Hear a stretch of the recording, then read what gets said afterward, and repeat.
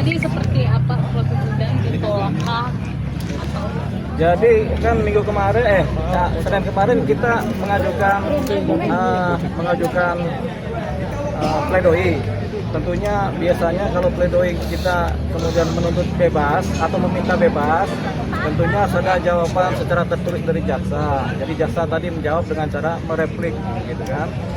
Replik itu jawaban terhadap pledoi. Nah, jadi ada beda penafsiran mengenai beberapa hal dari jaksa yang disampaikan dalam repliknya.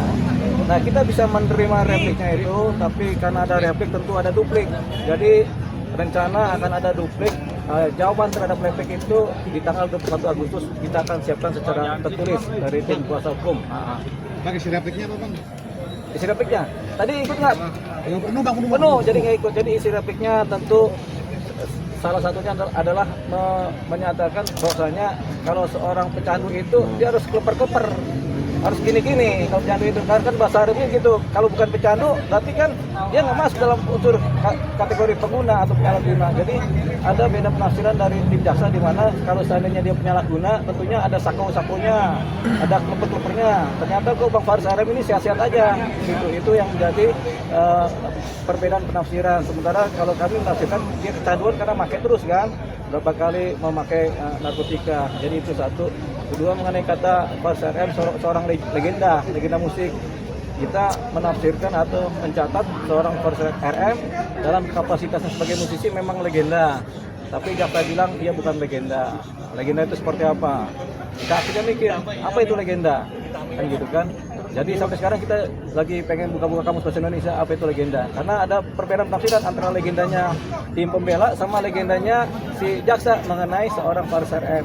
Tapi biasanya masyarakat paham bahwasanya kalau legenda itu udah secara kontemporer, secara berkesinambungan bermain di wilayah profesionalnya, kemudian menjadi dikenal dan terkenal dan kemudian diakui oleh masyarakat itu yang sebagai legenda. tapi sempat kecewa nggak Bang dengar jaksa Sama jaksa kita nggak pernah kecewa karena selalu ada rasionalitas dalam melakukan argumentasi. Jadi kalau kami tidak mengenal kecewa, gitu.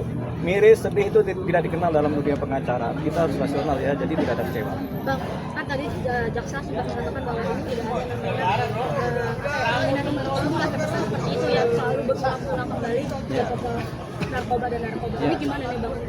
Jadi Faris RM kan sudah menyatakan dalam pledoinya bahwasanya dia ingin sembuh. Tapi jaksa bilang nggak ada keinginan sembuh. Lah, kan yang tahu pengen sembuh atau tidaknya kan si Faris RM, bukan jaksa. Faris RM pengen sembuh, tapi jaksa bilang, oh dia nggak ada keinginan ingin sembuh gitu. Jadi itu lagi perbedaan penafsiran mengenai kata sembuh tadi. Tapi yang jelas kalau orang pengen sembuh itu bukan dari orang lain yang menilai, tapi dari diri sendiri yang bersangkutan yang menilai pengen sembuh. Gitu. Kan udah hampir ini udah kalau nggak salah kelima kali ya kan Bang. Iya. Jadi tanggapan jaksa kan seolah-olah Om Faris ini tidak ingin sembuh, kan kesannya seperti itu. Ya? Oh dia ingin sembuh, tapi kan di kepalanya itu masih ada benih-benih narkotika yang berada di sel-sel otaknya, ya benih-benih obat narkotika, sehingga dia pengen sembuh tapi sel otaknya diganggu dulu sama narkotika. Jadi itu yang mau kita bersihkan kan dengan cara rehabilitasi. Jadi yang ingin sembuh itu sebenarnya adalah Faris RM, bukan penilaian dari jaksa, tapi itu kita anggap sebagai beda penafsiran aja.